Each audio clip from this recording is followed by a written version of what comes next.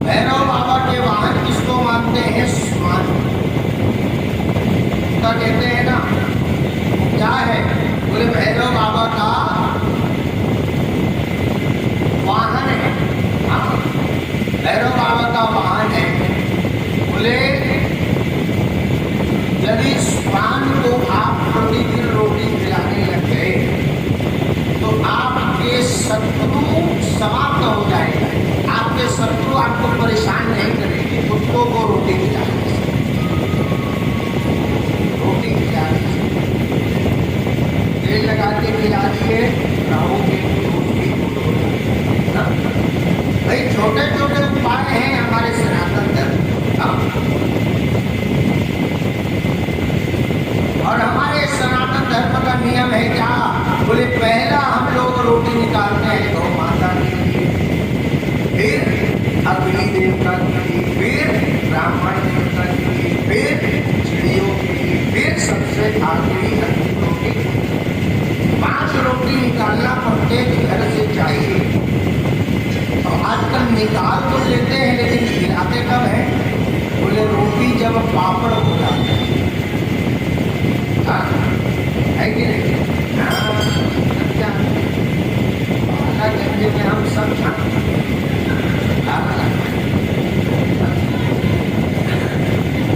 अब समझते हैं। रोटी नहीं खिलाते, भैया को खिलाना है तो कुरकुरे जैसे जब सूख जाएगा पापड़ तो खिलाएगा। माता बहनों, खुद खाना है गर्म गर्म रोटी। और गैया को, कुकुर को जो है बेचारों को इतना पीड़ा देता है कि गरम करो। हाँ, कृपया करके मुलायम रोटी खिलाइए। हाँ, भगवान की खिलाएं, इसका प्रयास आप करें। और गारंटी ले लीजिए, यदि आप रोज हवन नहीं कर पाते तो ये 5 यज्ञ करिए। इसको कहते हैं बलि यज्ञ, बलि यज्ञ कहते हैं। क्यों? बोले जीव जंतुओं को आप रोटी दे रहे हैं, अन्न दे रहे हैं, वह भी एक यज्ञ है। कैसे यज्ञ है गुरु जी?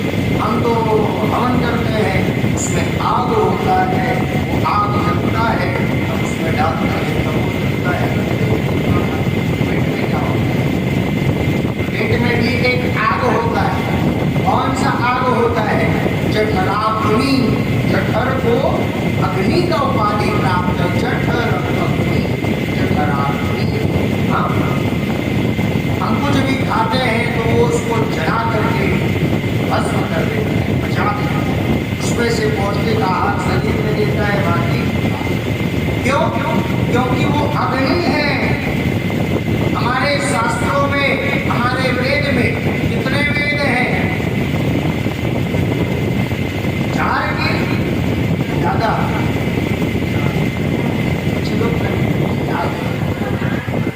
अरे पहले दिखा दिए ऐसे कुछ लोग बोले। हाँ, क्या बोले ऐसे?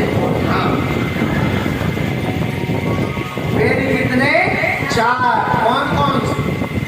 ऋग्वेद, यजुर्वेद, अथर्ववेद, सामवेद।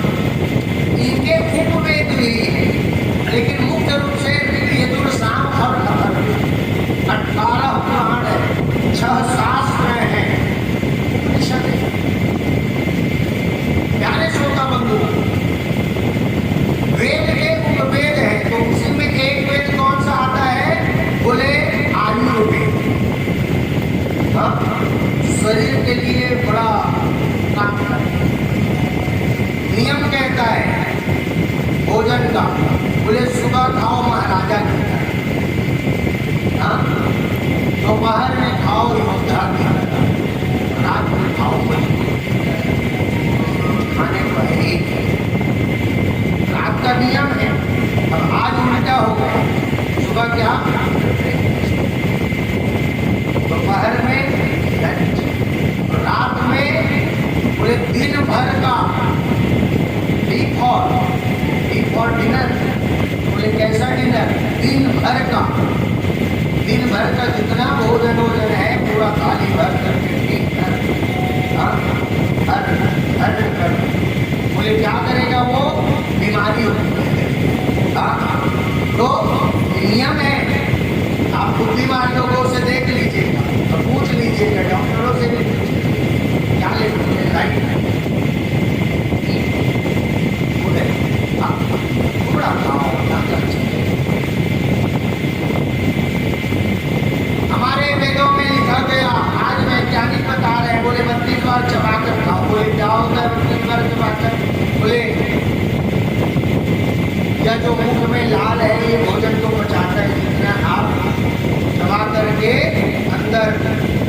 पचते जाएगा वो अच्छा पचते जाएगा। हाँ, ये है। आजकल पानी लोग कैसे पीते हैं? खड़े होकर गट गट गट गट, फिर घुटना दर्द, कमर दर्द चालू माता। नियम है माता बहनों, दूध को खड़े होकर पीना चाहिए, पानी को बैठ करके पीना चाहिए। अब लोग मानते नहीं, समझते नहीं। दूध में कुछ खाद्य पदार्थ है, आप बैठ के खा लीजिए, लेकिन पीना बस है खड़े होकर। इसका ध्यान रखिए।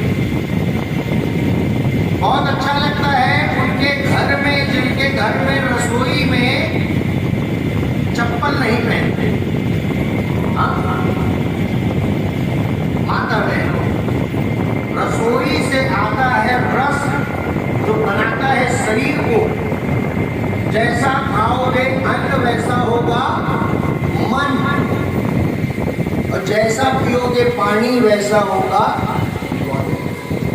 आप लोग को एक बात बताएं,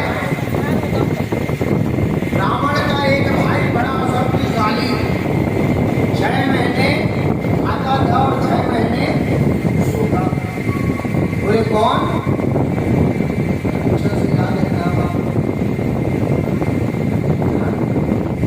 खाने और सोने वाले बात ऐसे लोगों को ना ध्यान। माता बहनों, कुंभकर्ण सोया हुआ था, रावण देखो उसको उठाने के लिए गया, हे भाई उठ, नहीं उठा। खूब जोर मजीरा लगाए, हाथी चित्कार रहा है, तब जाकर के उठा और आधे नींद में उसको उठा दिए थे। तो क्या हुआ पता है? जो 6 महीने खाया था वो उसको नहीं पचा, नहीं पचा था। जो 6 महीने रावण का खाया था कुंभकर्ण, वो उसको पचा नहीं था। तो जब पचा नहीं था तो उसका पूरा असर उसके शरीर पर पड़ा नहीं था। तो उठ करके कहता है क्या हुआ? अरे मैं सीता को हरण करके ला दिया हूँ। तुम गलत किए भाई, तुमको किसी की पत्नी को ऐसे हरण करके नहीं लाना चाहिए, जाओ लौटाओ। क्यों दिया हूँ बुद्धि? क्योंकि रावण का खाना अभी उसके पेट में पूरे तरीके से काम नहीं, बचा नहीं था। अब वो विश्राम करने लगा, सो गया, फिर से उसको सुनाए, सो गया।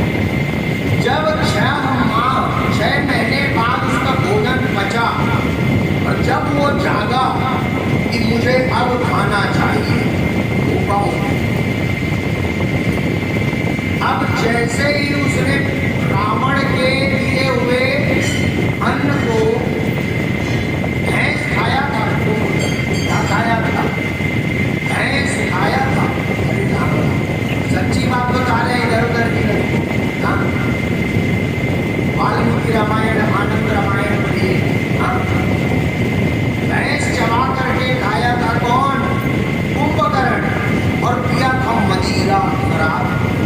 जैसे ही रावण का खाना खाया तो उसका बुद्धि हो गया खराब। जैसा खाओगे अन्न वैसा होगा मन। फिर क्या कहता है खाने के बाद? बता कहाँ है राम? पहले तो बोल रहा था खाना पच गया था रावण का, जब 6 महीने को होने को था, थोड़ा थोड़ा कम बाकी था, भोजन बचने को था, तब तो कह रहा था कि जाओ सीता को वापस कर। अब जैसा खाया अन्न वैसा हो गया उसका मन दूषित। कहता है बता राम कहाँ है? मैं जाता हूँ, बताता हूँ। हमसे लड़ेगा वो? अब बताओ। माता बहनों, कृपया करके भोजन में सात्विकता रखिए।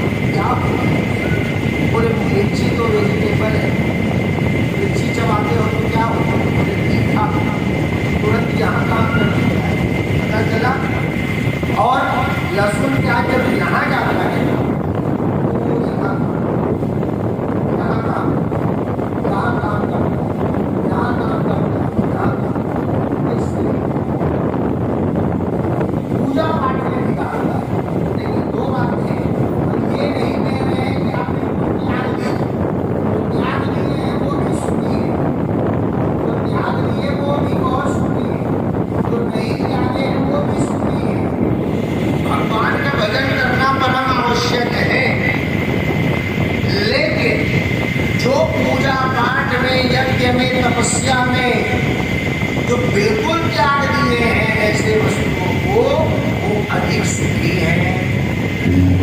उनको न काम परेशान कर रहा है, न वासना परेशान कर रहा है, उस साधना में लगे हुए।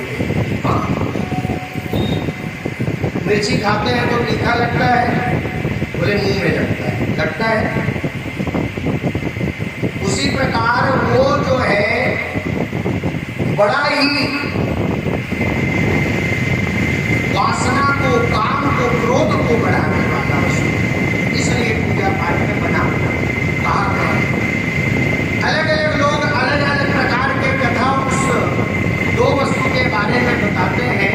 लेकिन देखिए, एक बात आप लोग के मन में आएगा, बोले महाराज जी लहसुन प्याज के तो हम अमृत के तत्वों को भी देखे हैं, उसमें कुछ फायदेमंद भी ऐसे कुछ एंटीऑक्सीडेंट पाए जाते हैं जो थोड़े से फायदा करता है। हाँ, बिल्कुल मानेंगे आपकी बात। क्यों? बोले समुद्र मंथन से इसका कथा निकलता है। समुद्र मंथन में एक राक्षस था स्वरभानु नाम का।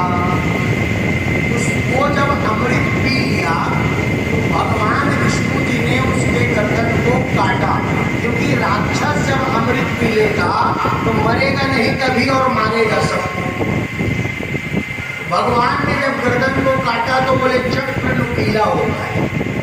चक्र से जब गर्दन कटा तो अमृत मिला हुआ उसका ये जो चमड़ा था, जो यह गर्दन था, अस्थि हड्डी था, चर्म था, ये छिन्न छिन्न होकर के जहां जहां गिरे वहां से कुछ ऐसे वस्तु उत्पन्न हुए जो राक्षस के शरीर से मिले हुए के समान था। कैसे? अब प्याज को काट के सुनो, गंध मारेगा, बदबू देता है बड़ा बड़ा। हाँ, कभी कभी हम लोग देखते हैं कि अरे तो प्याज चबा के आएगा। हाँ, ऐसा होता है कि नहीं? बोले क्यों, कैसा बदबू मार रहा है? बोले राक्षस के मुंह जैसे, शरीर जैसे दुर्गंध मार रहा है कि नहीं? राक्षस में ज्यादा क्या होता है? काम, क्रोध, वासना, क्रोधी। अब उसको खाने वाला व्यक्ति, उसमें क्या होता है? उसमें भी काम और वासना को बढ़ाने वाला। डॉक्टर बता रहे हैं, हाँ, काम और क्रोध को, वासना को बढ़ाता है। अब बोले कुछ चीजों में तो वो फायदा भी करता है गुरु जी। क्यों? क्योंकि उस राक्षस के शरीर में अमृत का भी तत्व गया था। देखिए, एक बात याद रखिएगा, यदि औषधि के रूप में आप कोई वस्तु को उपयोग में लेते हैं तो वो दवाई का काम करता है। पर आप किसी चीज को अपने स्वार्थ के लिए या किसी आप अपने नशे के लिए लेते हैं तो वो आपको नुकसान करता है। इस बात का ध्यान रखें। कहते हैं विश्वानर की पत्नी थी चिस्पति और पुत्र हुए गृहपति। बड़ा अच्छा बालक, लेकिन बालक को श्राप था कि तुम 11 साल तक तो जीवित रहोगे, 12वें साल में तो तुम्हारा मृत्यु हो जाएगा। अब आजकल देखिए, आप लोग कुंडली दिखलाया करें, और तो क्या बोलते हैं महाराज जी, हम तो अपने बच्चे का जन्म कुंडली ध्यान नहीं रखते, हमको ध्यान नहीं करता जन्म हुआ था हुआ, हमारे समय में नहीं बनाया जाता। आज कृष्ण जी की कुंडली है, राम जी की कुंडली है, तो आपकी और हमारी क्या उनसे पुरानी नहीं? माता बहनों, बच्चों का कुंडली जरूर ध्यान रखो। इसके लिए ध्यान क्या रखना है? बोले तारीख, महीना, साल और समय, कौन से जिले में बच्चा होगा, बस इतना ध्यान। बहुत अच्छी बात है, आपने भी याद रखो।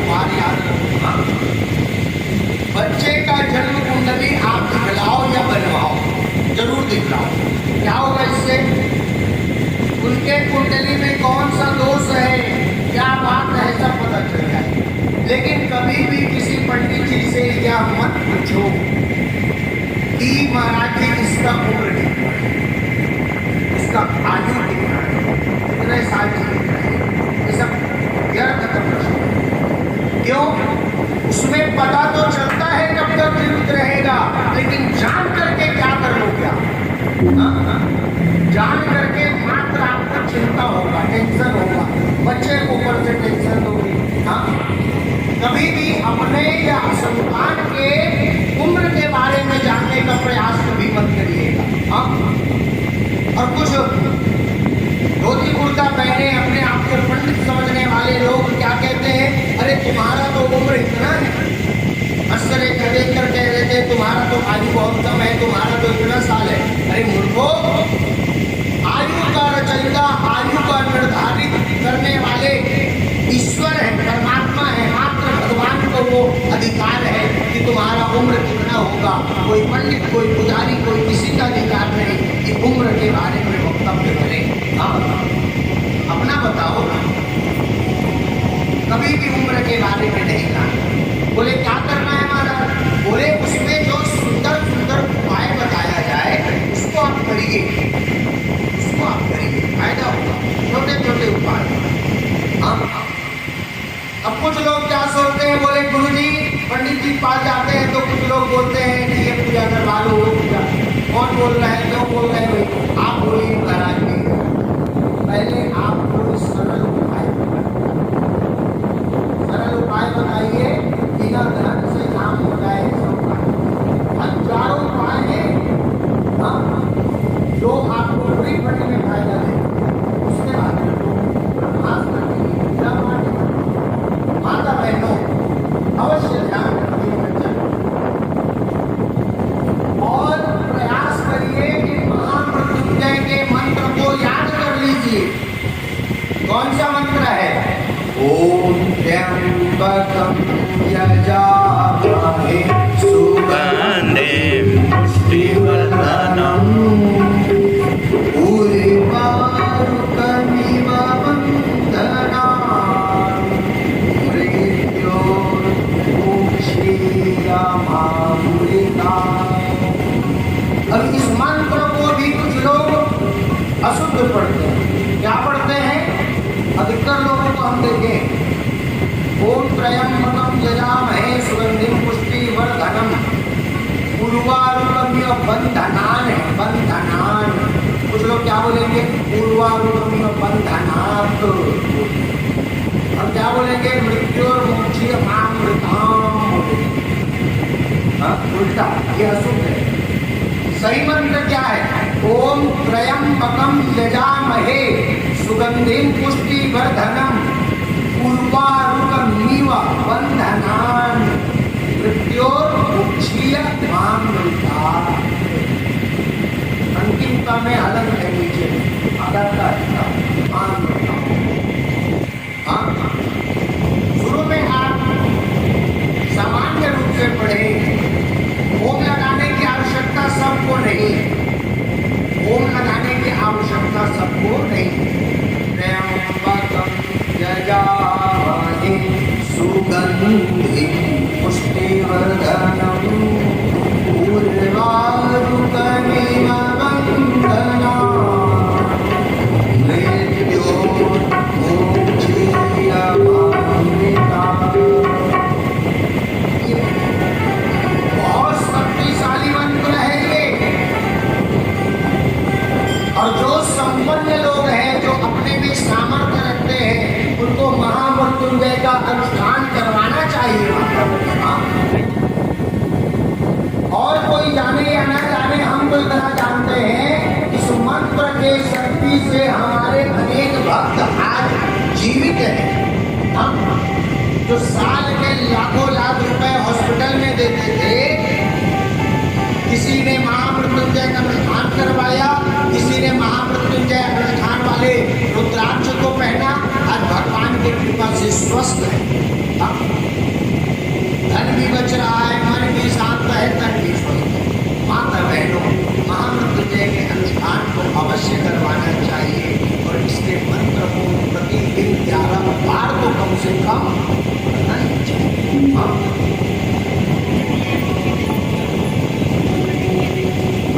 अकाल मृत्यु हरणं सर्व व्याधि विनाशनम।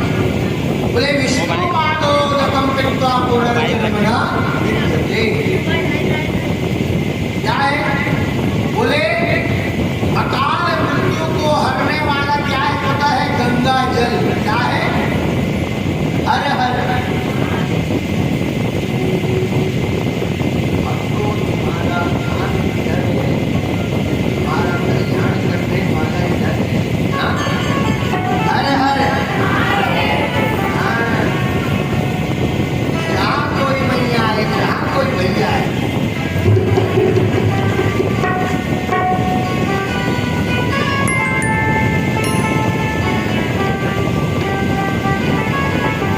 गाड़ियों में चलते हैं लिखा रहता है सावधानी हटी और दुर्घटना घटी, घटना घटी। हाँ? ओम नमः शिवाय, ओम नमः शिवाय, ओम नमः शिवाय, ओम नमः शिवाय, ओम नमः शिवाय, ओम नमः। यही बोलते रहा करो। जय शंभू।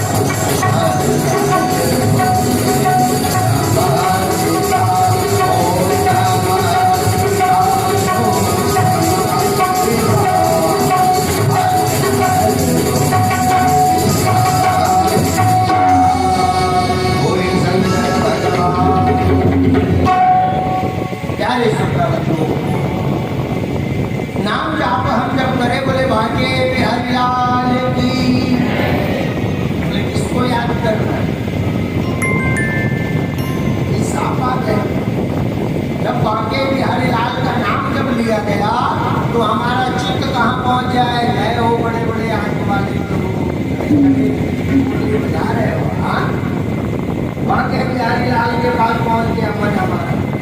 पहले तो आप लोग आ जाइए, अरे अरे जिनके सामने जगह है बोले सब यही रहे जाना, बोले व्यवस्था को माता बहनों आपके द्वारा ही बनाया। आज काली माता का विशेष रूप से पूजन किया जाएगा यहाँ पर। काली माता के आगमन है और कल आप लोगों को हवन तो करने आना है, पूजन में आना है। कल हमारे कल आप लोगों को बहुत अच्छी बात रहेगी कि आप लोग कल बेल पत्र अवश्य लेकर आए, क्योंकि कल बेल पत्र वर्षा होगा, तुलसी भी वर्षा यहाँ पर किया जाएगा। कल गीता जी का पाठ किया जाएगा, शिव सहस्त्र नाम स्तोत्र का पाठ होगा, श्री विष्णु सहस्त्र नाम का स्तोत्र का पाठ होगा, हवन होगा।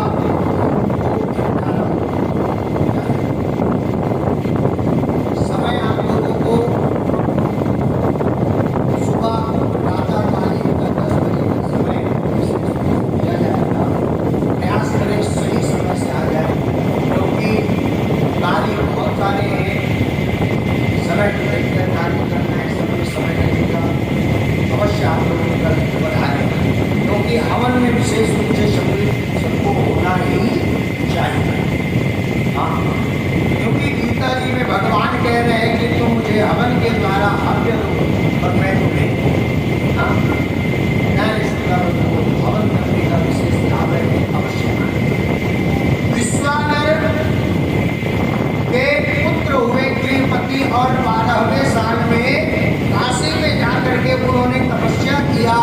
इंद्र देवता ने उनको वज्र से मारा, गृहपति के ऊपर में बिजली गिरा, जैसे उनके कुंडली में लिखा था बिजली तुम्हारे पर गिरेगा, मतलब आग का लपट। इंद्र ने मारा उनको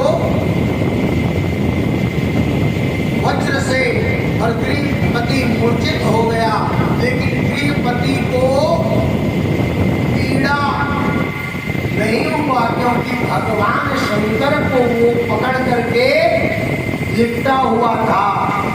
और जो उसको पीड़ा भयानक होना चाहिए वो थोड़ी सी पीड़े में समाप्त, थोड़ा सा पीड़ा और समाप्त, वो लपेटा हुआ है। भगवान शंकर को क्यों?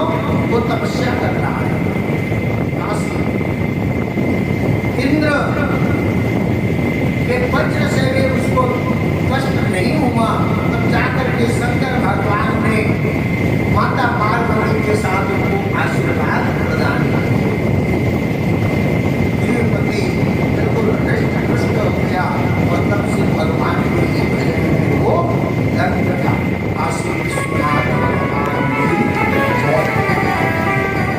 माता बहनों, वहां पर गृहपति ने अग्निश्वर शिवलिंग की स्थापना की। कौन सी शिवलिंग? अग्निश्वर शिवलिंग। कहने का तात्पर्य यह है, जब जब किसी को समस्या हुआ है तब तब वो भक्त भगवान के पास गया और भगवान ने उसकी समस्या को समाप्त किया। तपस्या करना परम आवश्यक है प्यारे श्रोता बंधुओं। और आप सबको एक बात बता दें कि अम्बरीश जी ने भगवान की विशेष भक्ति को किया। दुर्वासा ऋषि के रूप में भगवान भोलेनाथ आए, कोई और नहीं आए। दुर्वासा ऋषि के रूप में शंकर भगवान ही आए। हाँ? और उन्होंने अम्बरीश के साथ लीला किया, क्रोध कर देते थे दुर्वासा ऋषि, कोई और नहीं, साक्षात भगवान शंकर ही थे। ये श्री शिव महापुराण का ही कथन है। कहते हैं भगवान भोलेनाथ हनुमान जी का भेष बना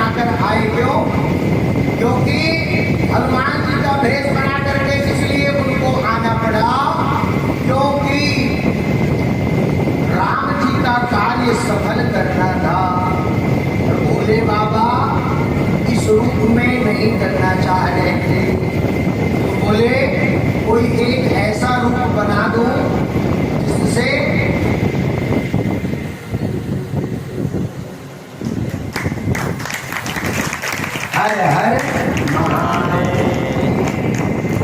श्रोता बंधु, बड़ी बड़ा है, लेकिन भक्तों का प्रेम भी इतना श्रेष्ठ रहता है कि हर घर की समान। ये तो बढ़िया ही समान है, और अच्छा हर हर। आज हमारे ख्याल से ये 20वां पकड़ी है। 20वां मतलब कथा का, क्योंकि 19वां यह कथा है। 20वां तो यह पग धारण हमने किया ही। महादेव की कृपा से आशीर्वाद स्वरूप ही है माता बहनों। लेकिन बोले जो ओरिजिनल वाला है वो जनवरी में ही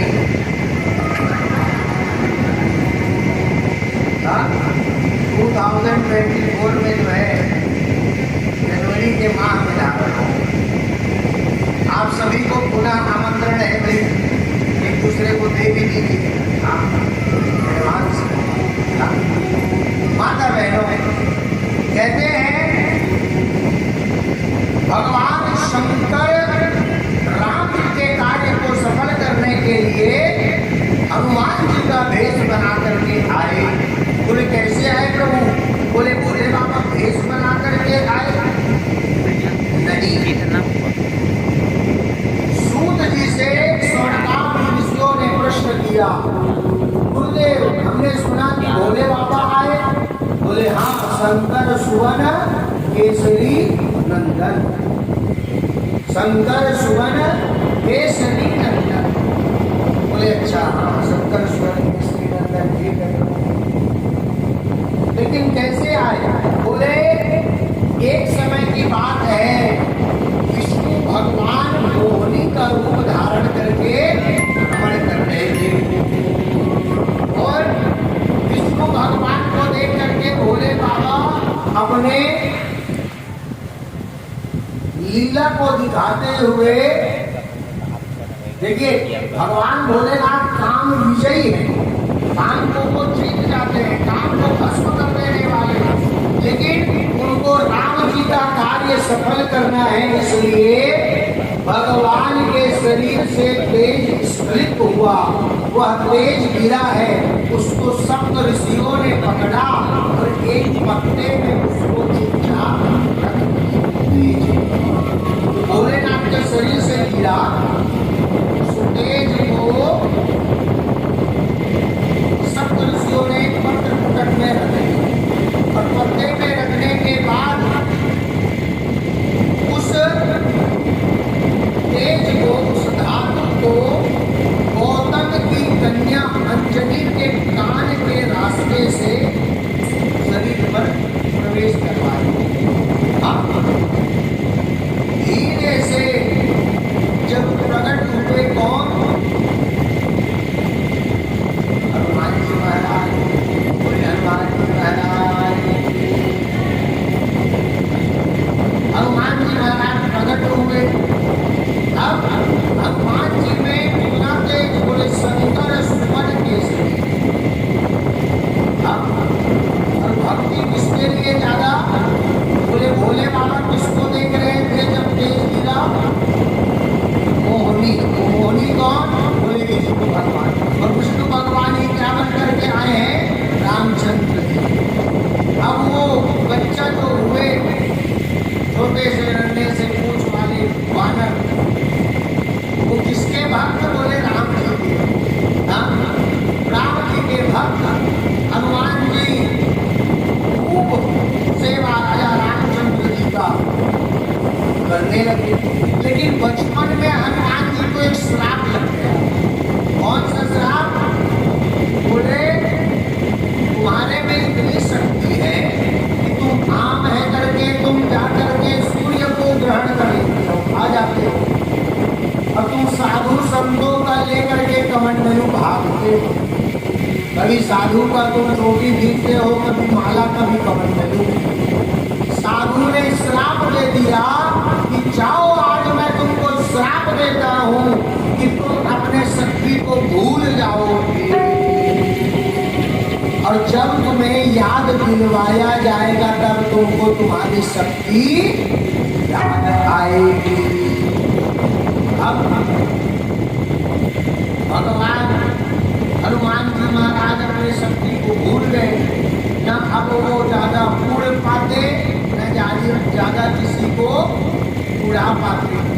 अब बड़ा कष्ट हो गया भाई, न उड़ पाते न किसी को उड़ा पाते, कोई बड़ा पीड़ा है ये तो।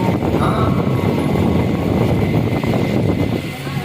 फिर भी हनुमान जी महाराज की महिमा देखिए माता बहनों। हनुमान जी महाराज जब समुद्र को लांघना था तब हनुमान जी महाराज को याद नहीं था कि मेरे में इतना शक्ति है कि मैं उड़ करके समुद्र को एक छलांग में लांघ दूंगा। नहीं याद था। क्या किए हनुमान जी? जामवंत के वचन सुहाए और सुनि हनुमान को हृदय अति भाए। हाँ, जब जामवंत जी का वचन सुने हनुमान जी तो क्या कहते हैं जामवंत जी? अरे बजरंग बली, आप में तो इतना शक्ति है कि आप अष्ट सिद्धि नौ निधि के दाता हो। हाँ, बोले आपके अंदर है तभी तो देते हो क्या? बोले आपके में 8 सिद्धि और 9 निधि है। अरिमा गरिमा लधिमा प्राकम्य ऋषित्व वसित्व, ये सब सिद्धियों के नाम है। आप छोटे भी हो सकते हो, बड़े भी हो सकते हो, गायक भी हो सकते हो, कुछ भी बन सकते हो। बोले अच्छा, आपको चोट लगेगा तो आपका चोट भी छुप सकता है, मतलब वो फिर से वो सही हो जाएगा घाव आपका। बोले अच्छा, इतना शक्ति है मेरे में। अब हनुमान जी को जब याद दिलवाए तो हनुमान जी शरीर बढ़ाने लगे, क्या बोलने लगे? जय श्री राम। क्या बोलने लगे? क्यों? बोले जब वो जय श्री राम बोले उनका शरीर बढ़ते जाए, ताकत आते जाए शरीर। आज हम लोग क्यों नहीं बोलते जय श्री राम? वो पुकारने लगे। अभी एक बार आप लोगों ने पुकारा है, जय श्री राम।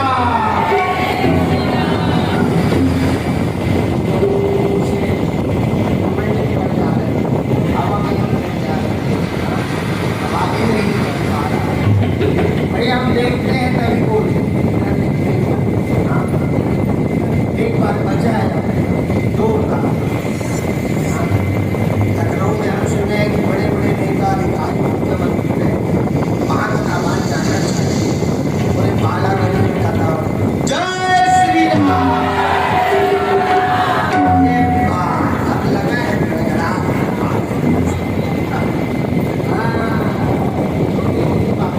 वैसे जहाँ तो चिल्ला दे तो ताकत नहीं आएगा, क्या आ जाए?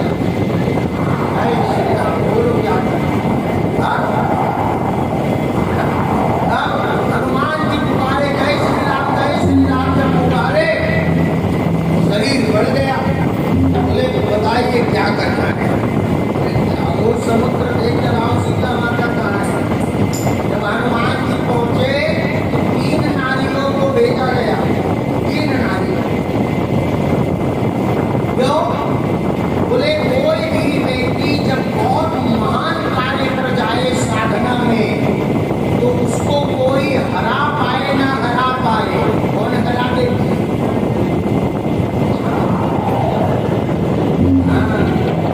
इसीलिए कहा गया है पूजा पाठ और साधना में नारी क्या काम करती है? भारत देश की नारी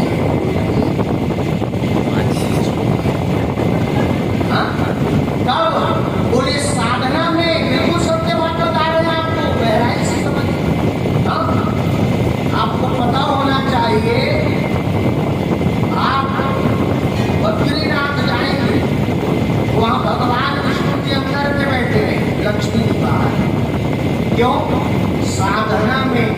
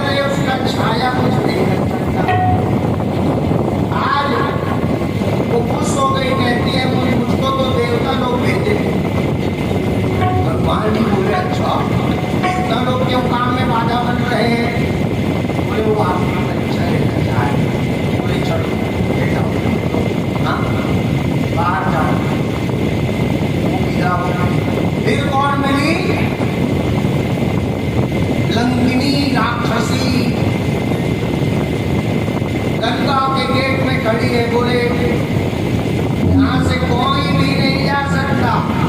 हनुमान जी सोचे मैं तो हो जाऊंगा। छोटा सा आकार बना लिए, बिल्कुल छोटा सा, छोटा आकार बना करके जा रहे थे। बोले बच्चे रुक जा, मेरे अनुमति के बिना यहाँ से हवा प्रवेश नहीं करता। छोटा सा कहाँ जा रहा है? बोले हमको रोको मत, हमको रोको मत, नहीं तो अभी हम तुमको देंगे। अच्छा, छोटा सा बच्चा और उससे ये बात करेगा कि मारूंगा? अभी हाल लड़ते हैं। दोनों के बीच में युद्ध हुआ। जब हिंसा पड़ा लंकनी राक्षसी क्या कहती है? बहुत अच्छा लगा आज का भजन। हाँ बिल्कुल वो कह रही है आज का ये भजन जो हुआ ये बहुत अच्छा लगा। अरे हनुमान जी बोले हम तो भजन किए ही नहीं, हम तो तुमको भूसा मारे